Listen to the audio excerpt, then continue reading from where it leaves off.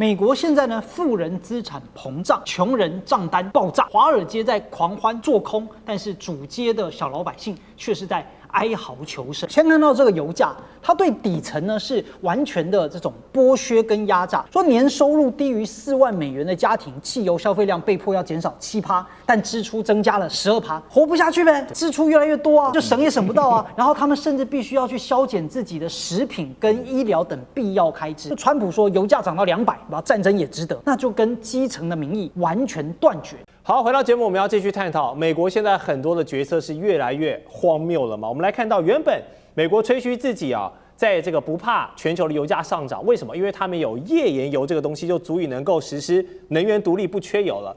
没有想到荷姆兹海峡呢，导致这个石油供应短缺之后，美国的油价该涨还是涨啊，该飙还是飙啊，苦的都是老百姓在苦。来看摩根大通的一个数据显示，这一波的油价大涨，美国的油价每 gallon 他们是用加仑来算的，突破了4.5美元哦，已经是创近3年的新高了。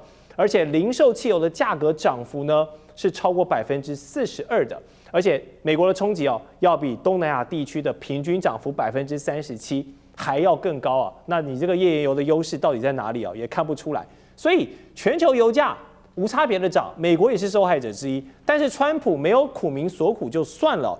他甚至喊出呢，我不怕油价涨到200美元也无所谓，这一场美伊的战争呢，发动他认为都还是值得的。好，我们也看到了，这样说这种话，不知道听在美国老百姓的耳里哦是什么样的作何感想？苦的都是人民，爽的都是高层。因为路透社分析，又有人在做这个内线交易了。神秘客投注了70亿美元放空油价，而且他的进场时机点精准到秒计，这根本就是一个神之操作哈，然后获利了高额的这个数亿美元之后获利了结，爽歪歪。那美国的司法部跟监管机构都看不下去，现在要介入调查。这已经不只是这个有高层或者是有权势的人士哦，利用美国总统川普的很多决策呢，在从中发大财，不管是发油财还是发战争财都好，已经是不止第一次这样子做。所以我们都看到，现在面对石油版的朱门酒肉臭，路有冻死骨的这个乱象，川普已经把美国老百姓的基本民生，加油是个基本民生哦，已经搞到这样子乱七八糟，民怨四起了。他其中选举难道都不怕吗？叶老师，我必须要跟大家稍微教育一下哈，这个是美国是一个资本主义国家，但是美国也是一个基督新教的国家。美国资本主义对于钱的这个贪欲的压制是靠自己的道德上的修养。那美国现在选出一个完全没有道德良知的人当总统的话，出现这个结果。那他这边所讲的事情，我跟大家稍微仔细强调一下，就是2-3天前的时候，不知道大家有没有注意到，这个川普有 Axios， 它里面登出个消息，就说川普的话呢，打算用一张纸写了14点，他们要和谈协议的决定。这个和谈协议里面讲得非常乐观。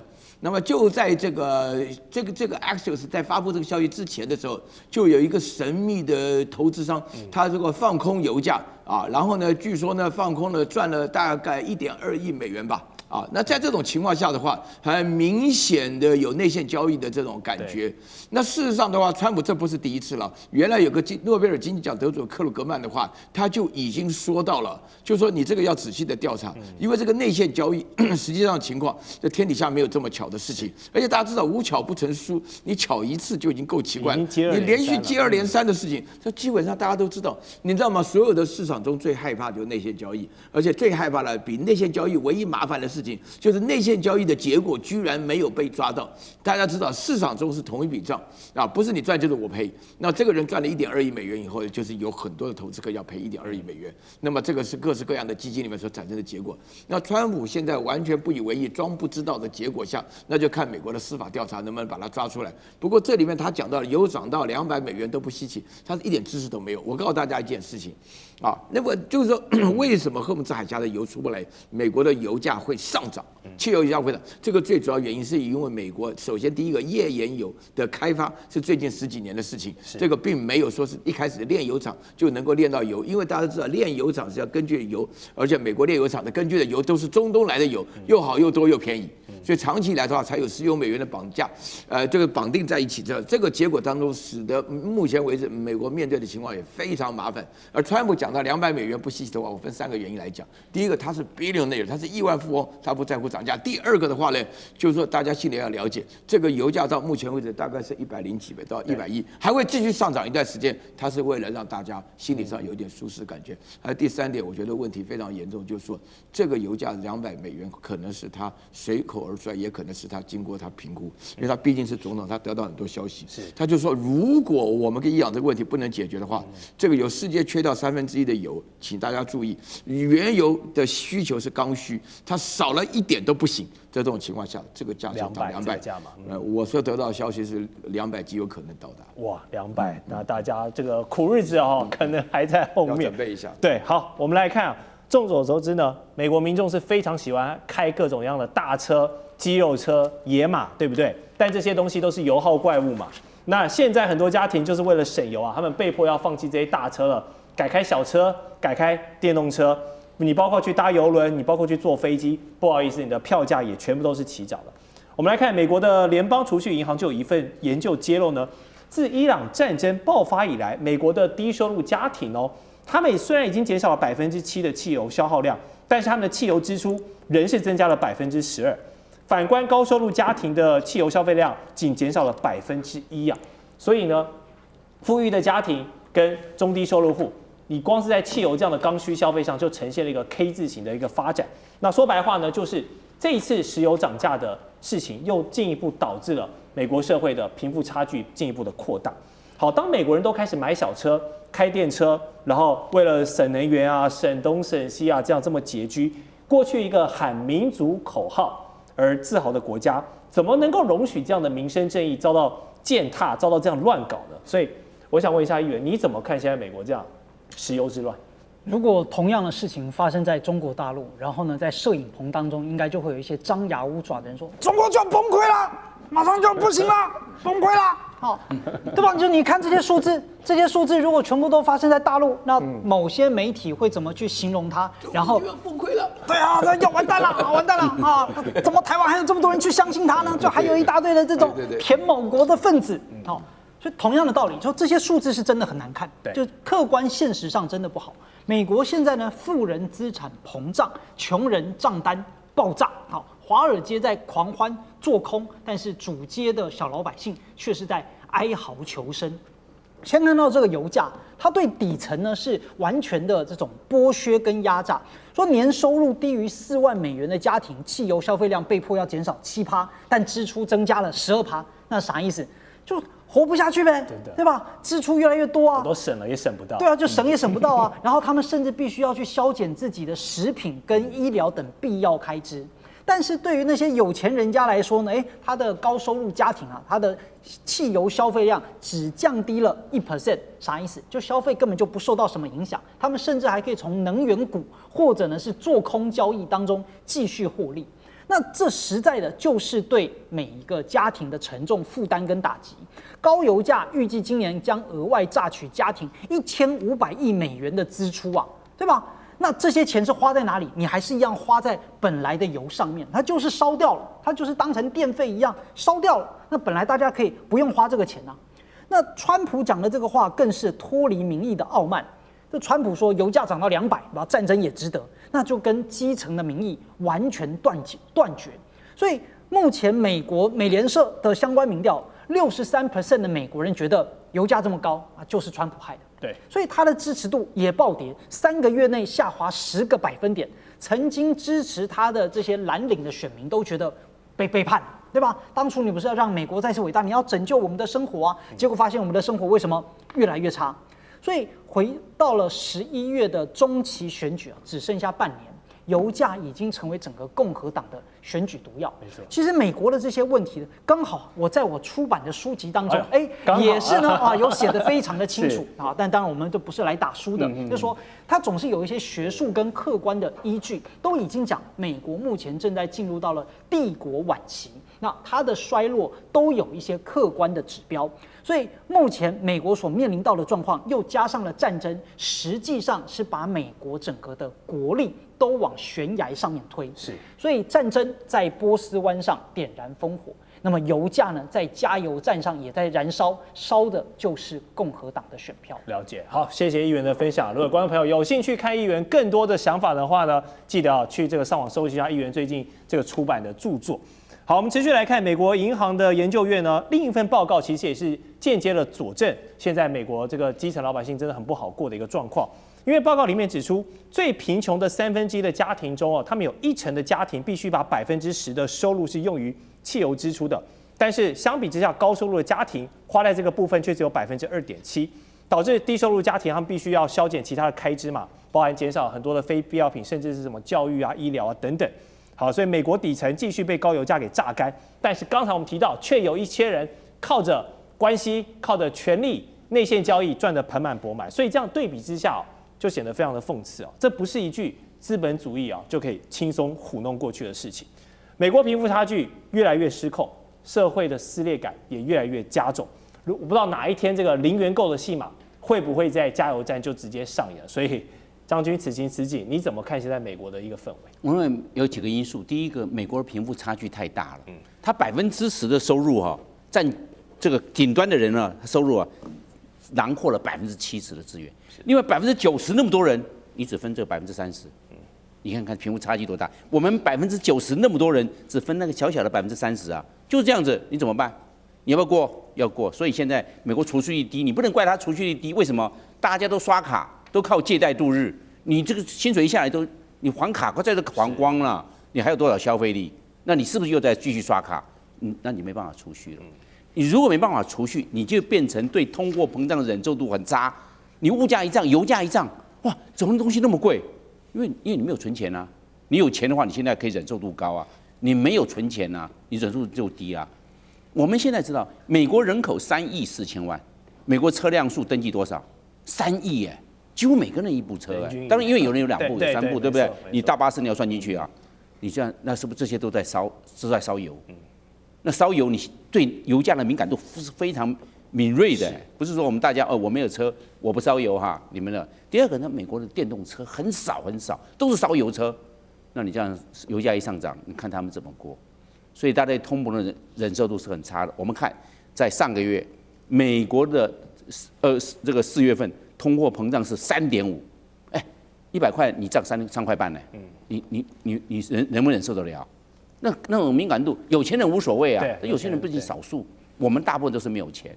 你涨100块涨3.5%，你受不了吗？加油都还对，你加油涨，你不要忘了其他的民生物资啊，这些奶粉、面包、牛肉都涨，都跟着涨，农产品都跟着涨，你受得了吗？所以中下阶层他受不了。第3个因素，美国的国债高，现在是39兆，你国债越高你可以举债的空间就越压缩。你就没办法去补助了。是，本来以前我们可以补助没有问题，我们来补助大家。但现在我们可以举债的空间已经被压缩了，不能再补助了。再补助，我们国债马上破40兆到41兆，我们还怎么办？大家都尽量的能够省。是，所以我们这样看过来，美国我认为它不乐观。美国现在的贫穷人口数是4300万人，这个政府补助你那个食物券还是什么，但是还是入不敷出。我光靠那些补助我奶粉、补助我面包还是不够。但是你要想到4300万人在美国，3亿4千万人，比重也蛮重，1成多哎。你想想看能不能受得了？这些都是我认为这些都会造成川普的压力。所以川普说，这个让这个美国生活更好。我看他让我们再次伟大。结果变成让美国继续痛苦，没错，就是这样，大家生活过不下去啊。我们持续要关心到的是美军中东16个基地现在被证实已经被打成了废墟。那么另外一方面，伊朗的部分要付出的代价是什么呢？因为现在最新消息是，他的核计划竟然没有被毁就算了，还可以继续的加速造核弹。那么革命卫队现在在这个他们的战略方向上也有所改变了，他们现在抢当伊铁妈，任中国大陆当老大，怎么回事？今天就这一题，我们会一起来做关心。好，3个火线话题，等一下我们请来宾特别帮我们做解答。美国口中最强的防线，结果没有想到在中东，我们刚刚特别提到的16个基地，竟然被精准的打成了废墟。等一下会来看一下细节，这当中包括这种高单价的雷达、指挥的枢纽中心，还有E3的预警机都被点名狙击了。美军为何会被打得如此狼狈呢？第二件事情，我们来看到这场战争打了到现在40多天，烧掉了美国数百亿美元。结果伊朗的核能力不但没有被摧毁，而且他说1年内可以重启冲刺核武，到底怎么回事？美国压制失败吗？第三件事情是，当美国的财长公开要求中国出面解决美伊战事的问题，结果伊朗就说了，他想复制巴铁的模式，靠向中国，想要建立的是跟中国大陆更紧密的关系吗？中东的霸权会不会悄悄换人？今天就这些议题，我们都会一起来做关心。我们来看到的是 CNN 的最新的消息调查显示，美军在中东一共是有8个国家当中的16处军事设施遭到伊朗的精准打击，而且被打击都是最先进、最昂贵的一些装备。我们来看一下细节，这当中包括了雷达的系统被摧毁，例如卡达11亿美元的铺路爪雷达，还有萨德系统。再来看到的是战区的指挥跟这个控制的中枢也遭到破坏，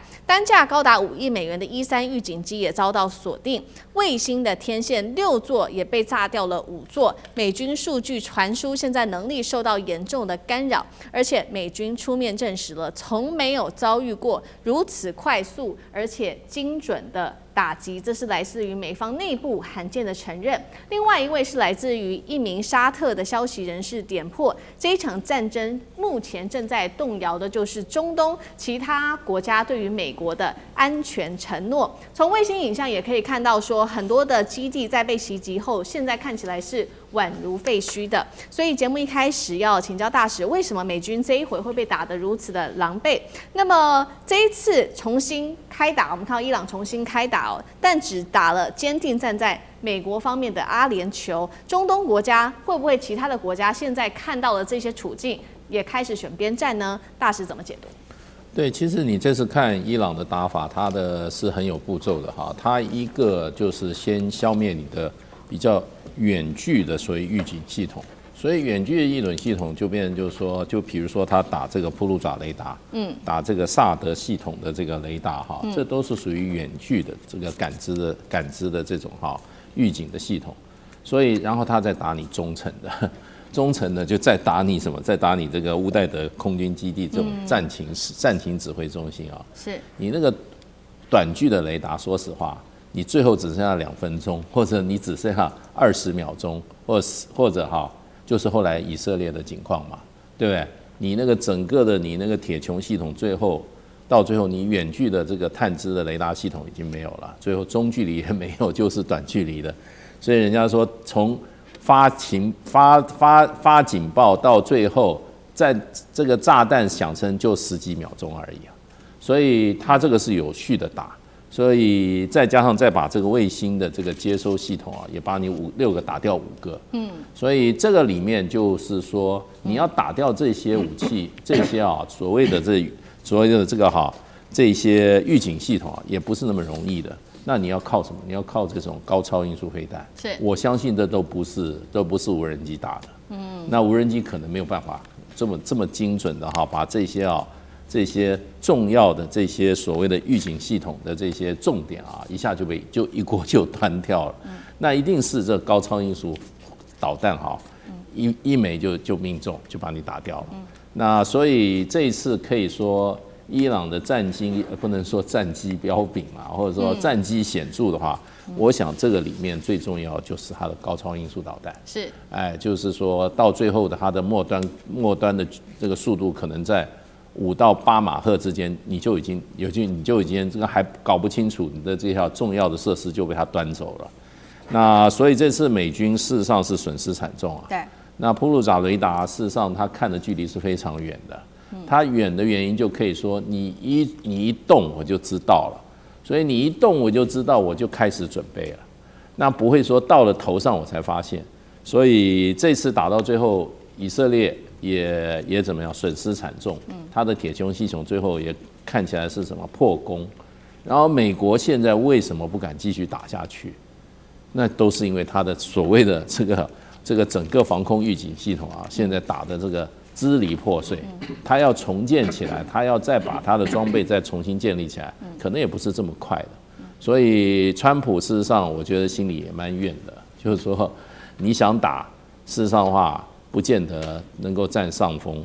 然后比较涉及到就是说伊朗的这种超高音速导弹的精准性的，就是打它的预警机停在地面上的，这么多飞机就这几栋飞，所以它的这个误差是很小的，是，所以就变成这一次战争，我觉得改变了这个战场的规律啦，就是说这种精准的超高音速导弹，事实上可以跟超级大国对抗，伊朗就证明了，伊朗证明了它有这种超级大国的。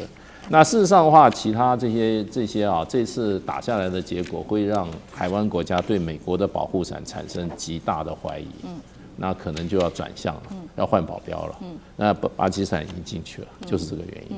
好，所以我们看到这一几波的来自于伊朗的攻击哦，打的都是美军还有以色列最高价值的这些军事武器被摧毁。刚刚大使也帮我们特别提到了，包括这个美国的防空预警系统，恐怕都要重新的建立起来。那看起来是要花更多的钱了。这也是同时呢，五角大厦跟美国川普政府内部现在最担心的事情，因为五角大厦最新自己承认的事情是战争打了40天，军费烧掉250亿美元，还只是他们自己五角大厦做的评估，外界说这个数字可能是2倍，也就是500亿美元。那么美国情报评估也显示说，我们花了这么多钱，当时的战略目标是要摧毁伊朗的核武啊，那现在进度到底如何了？来看到最新进度说，只需要9个月到1年时间，没有想到伊朗就可以再度的具备核武能力了。而且国际原子能总署给的数据显示，伊朗现在有440公斤60%的浓缩铀，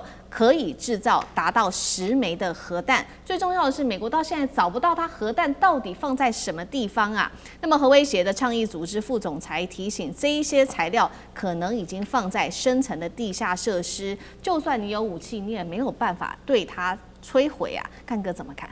对，就是说，在去年6月，你用 GBU-57那个超级钻地弹攻击了伊斯法罕、博尔多、纳坦兹这3个地方。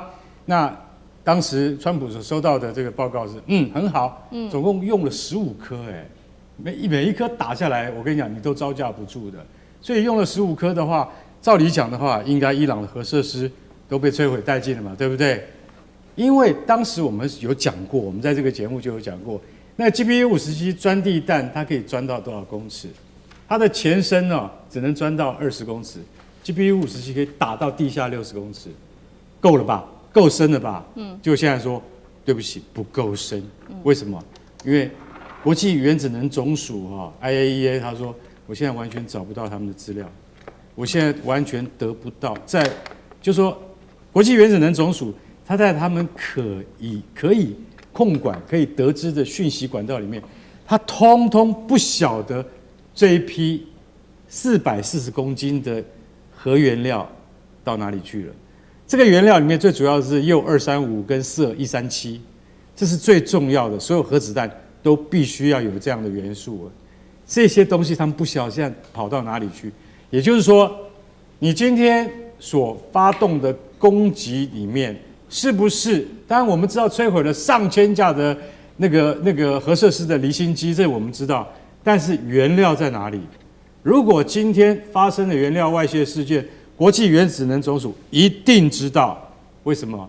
他们有全球监测系统，他一定知道外泄了，代表你打到了核原料、核设施。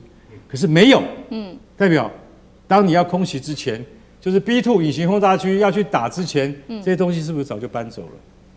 最重要的问题是，他搬到哪里去不知道。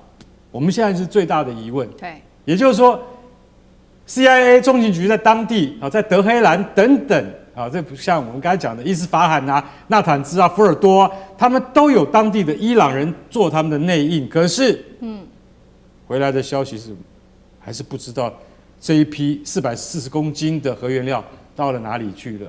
因为我们始终知道，它60%的浓度要提升到90%，只要6到9个月。我可以告诉各位，伊朗绝对不会放弃发展核武器。为什么？因为他已经看到了北韩具有核武器之后所具有的话语权跟国际地位的提升。所以今天哈米尼绝对不会让他们不发展核子武器。所以这一批核原料到底现在在哪里？这是一个非常大的疑问。那等到如果他今天可以装上核弹头，伊朗放出假消息，2003年开始我们就已经没有要做核子弹的弹头了，你能够相信吗？其实我是不能够相信。我认为其实他们说不定已经达到了发展的成功的只一步之遥的距离而已，非常成熟，但这绝对不能讲的。从来没有人去讲说我已经发展成功了，连金正恩他都不会这样子讲。所以一旦有一天他推出来的时候，是会很惊人的。为什么？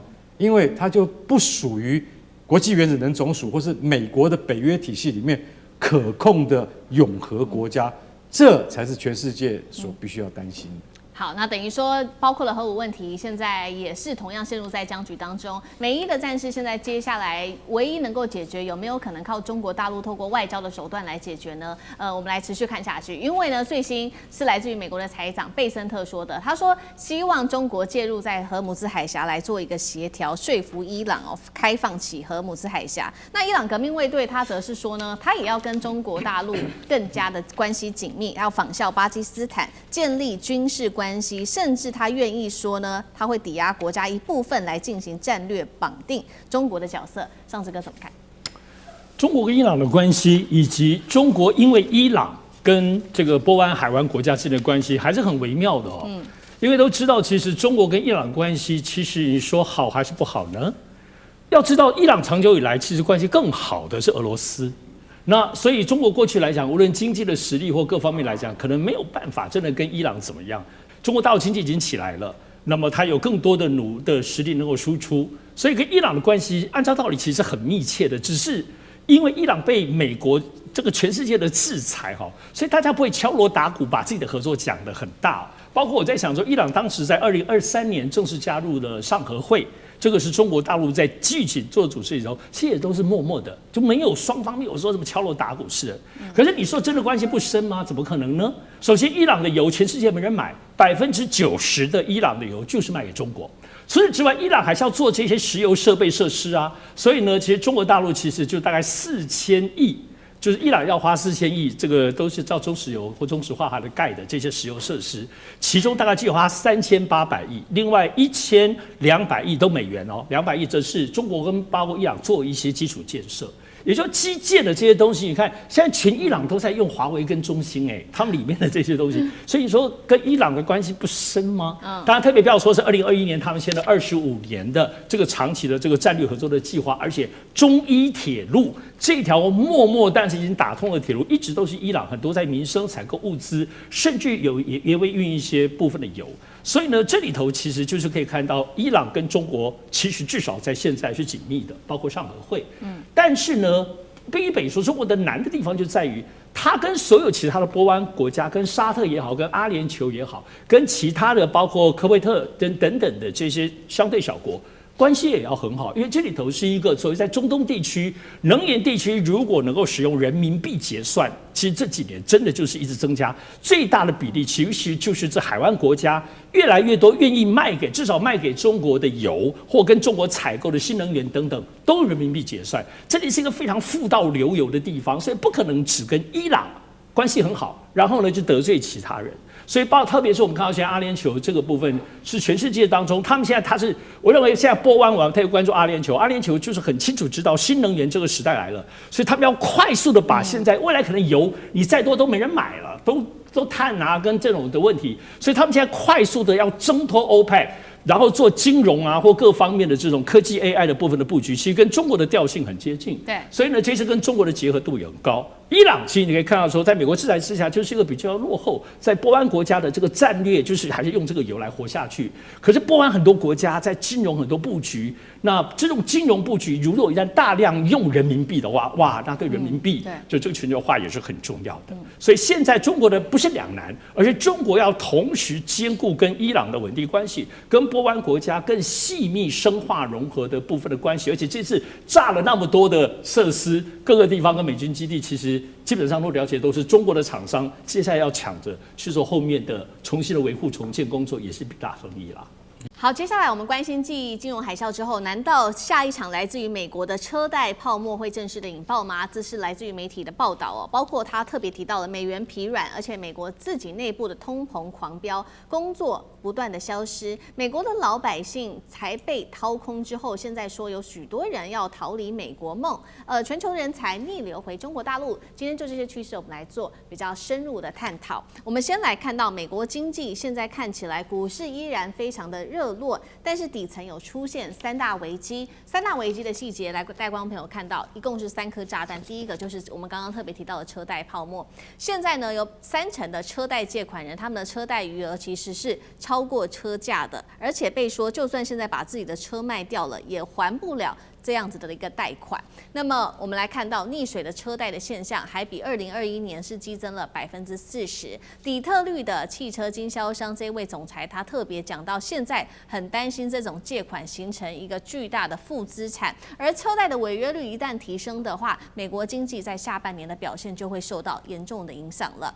第2颗炸弹就是在美元的部分，现在呢来看到是川普重回白宫以来，美元贬值幅度已经高达了10%。哈佛的教授示警，未来5到6年，他预估美元还会再暴跌15%。当然了，买外国的商品进口就会价格上升，民众的购买力会再受到进一步的打击。那么再来看到的就是第3颗炸弹的能源所推升的通膨危机，主要就是因为中东局势的影响。我们看到能源价格的部分涨幅高达12%，其中在美国的部分，汽油涨幅19%，燃油价格涨幅更是飙升到涨幅达到44%，人民包括了生活成本都变高了。最新的消息，CPI 也就是消费者物价指数增幅超过了6.1%，尤其包括了在制造业的部分，现在说也受到了严重的冲击，导致就业下滑，成本大增。所以美国的3重打击，刚刚特别看到了车贷泡沫、美元的泡沫、美元的疲软，还有能源的冲击等等，接下来会对金融市场造成多大的危机？介大使怎么看？其实美国现在真的是这个等于说在这个定时炸弹上面，因为美国这个社会，事实上你会看它，哇，怎么看 NBA 的球赛的人还那么多？怎么打高尔夫球赛的？哇，在那个美国那个这个 PGA 哇，这么多有。我跟你讲，美国这个社会，我跟你讲，简单分成三等人呐。一个就是富豪阶级、富裕阶级，这些人可能占美国人口里面大概就5%，不会超过10%。富豪的话，大概只有1% 都不到。那这些人日子过得真的很好，哎，这些人这个美国经济怎么起伏，他们还是过得很好。可是中间有一大部分都是中产阶级，中产阶级可能占了60%，也就是薪水阶级啊，薪水阶级。另外还有就是贫穷人口，贫穷人口。事实上，美国现在的问题是中产阶级事实上会越过越好，富豪、富裕阶级，因为川普还帮他们减税啊，对不对？然后另外一方面，美国最近什么都不涨，就是股票一直涨，所以基本上资本赚资本，用资本来生财的那些人，在过去在美国真的是好得不得了，尤其美国有些类股涨得不得了，对不对？像这个 AI 的类股，那这些人都赚到钱了。那中产阶级很困难，中产阶级基本上他薪水基本上是没怎么动，可是因为你美国搞这个川普搞这个贸易战，事实上车子的价钱越来越贵，美国的车子很多都是靠进口的零组件在美国组装，然后呢靠它怎么样？靠它的这个贸易上的这个优势所以大家都把最便宜的东西卖。可是你美国搞一个你都搞进口税，然后也不准进口的东西进来。那汽车价格当然会增高啊，汽车价格增高。现在美国车，我们以前在美国买个车，15000块美金买很好看的车啊，现在随便一个烂车都4万块美金，难以想象。我难以想象美国车会贵成这样 ，pickup 都要7、8万美金。这个简直是难以想象。美国以前 pickup 一个那种农人喜欢开的 pickup 3万美金就已经到顶了，现在都是2倍以上的价钱。你这个美国人买东西都是分期付款，分期付款你2万块钱的车现在变成4万块，那你贷款就变成你起码就变成3万5千块。那当然这个车贷就是一个很大的负担啊。而且美国人家里有3个人，搞不好就要4部车，3部车，起码3部车。因为每个人都出门都要开车啊，方向不同的话，要不然你就锁在家里面。所以中产阶级很惨，再加上穷人阶级现在更惨，因为穷人都是去什么 Target 啊、什么 Walmart 去买东西，这些东西80%到90%都靠进口。你川普硬是要进口税给人家征到10%、20%、30%，那穷人的这些东西不是越来越贵吗？所以美国现在真的生活很困难，然后。这个油价到4点多块，你4.4，简直是荒谬啊！我觉得美国人真的过不下去了。川普讲的那些美国是好，现在是黄金时代，历史上最佳时代。我跟你讲，这个话越讲越，除了富豪以外美国的中产阶级跟他的底层人民会越生气。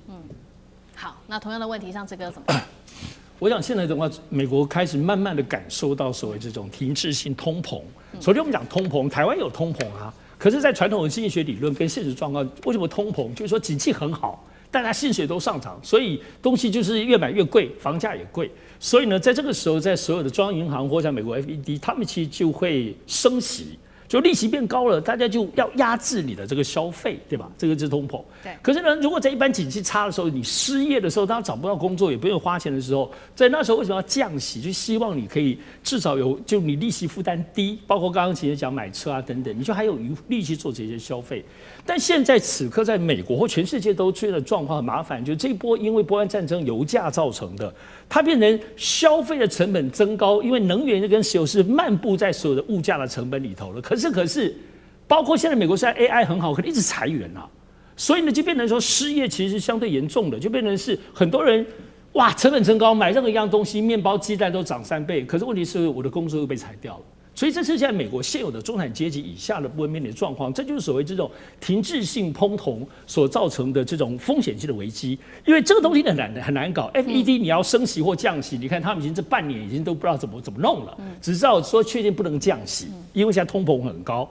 可是呢，现在这种没有办法处理的时候，就会使得景气低迷的时候，为什么说风险很高？因为有可能整个经济的崩塌，因为一般大众消费者你收入很低，你不愿意去买东西，所以你购买力低的时候，消费你就停滞了。经济活动的本质是你要一直流动，流来流去，左口袋、右口袋都可以，你都不动了。以消费者来说很恐怖，而企业因为现在油价成本很高，就变成成本很高，可是呢市场又不消费，企业也会垮哦。所以呢，过去在疫情期间，我们感受到一切停顿了，所以中国在美国好多企业都倒闭哈，包括其实 Amazon， 然后慢慢的这几年复苏，可是这一波好像因为油价开始，又有一些企业快要撑不住了，因为成本太高，然后民众不买，我看到很多店其实你就不买，那我也没辙。所以现在就会使得在美国经济我们来看，当然美国部分都说它美国政府的债务危机欠那么多钱，就是一切般为嘴亏。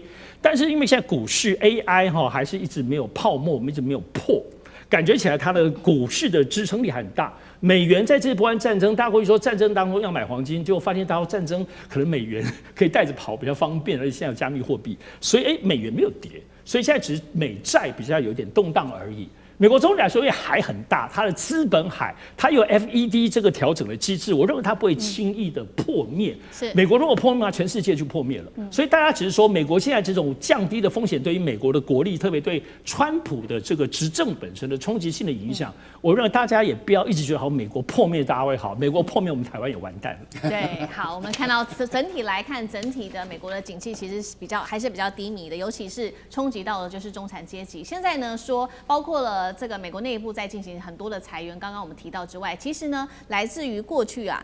撑住美国这些企业很重要的就是中国大陆的顶尖人才，现在也不再留在美国了。原因是因为他们认为治安恶化，尤其是亚裔的女性感觉到这边的犯罪率越来越高。再来就是生活成本过高，而且在移民的政策收紧下，感觉到歧视。所以我们来看到一个最新的报道，刚刚这些报道是来自于《华尔街日报》点出来的。那另外就 CNBC 点出了一名36岁美国男子克雷卖掉车子，说他要住到中国大陆去。他说移居之后发现这是人生最好的选择，因为生活费只有美国的1/4，他的生活品质还变好了。干哥怎么看？听上次这样讲的话，你看怎么办呢？对不对？美国最好是不要倒，对。可是美国就是快倒了嘛。克雷今年36岁，他的故事很有趣。他10年前去深圳一趟，那时候深圳才不是刚刚啦，其实就已经很发达了。他就一看，哇，这个地方这么进步，比我家乡还要进步啊！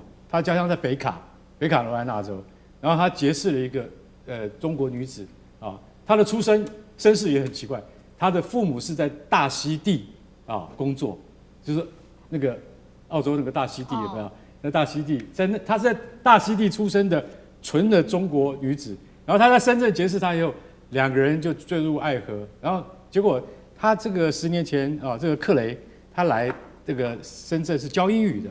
教了一阵子以后，年轻人嘛，那个时候他才26岁，赚大钱就回去花了，花到一半就发现不能这样，我在美国赚不到钱，于是3年前他又跑来深圳，然后就带着他这个就以前结识的妻子就成立家庭了，以后他就再也不回去了，还打电话跟他老爸讲说，在北卡的汽车帮我卖掉了，对不对？因为我不会回去了，什么意思呢？也就是说，这个克雷他说：“我跟你讲，深圳是最有效率的城市，而且我跟你讲，我们现在出门不带钥匙，也不用带钱包，然后呢，一只手机就可以解决一切。还有整个城市是自动化跟不但自动化的程度很高，大众运输系统很发达，而且绝对不会有纽约地铁歧视黄种人的那种事情发生。”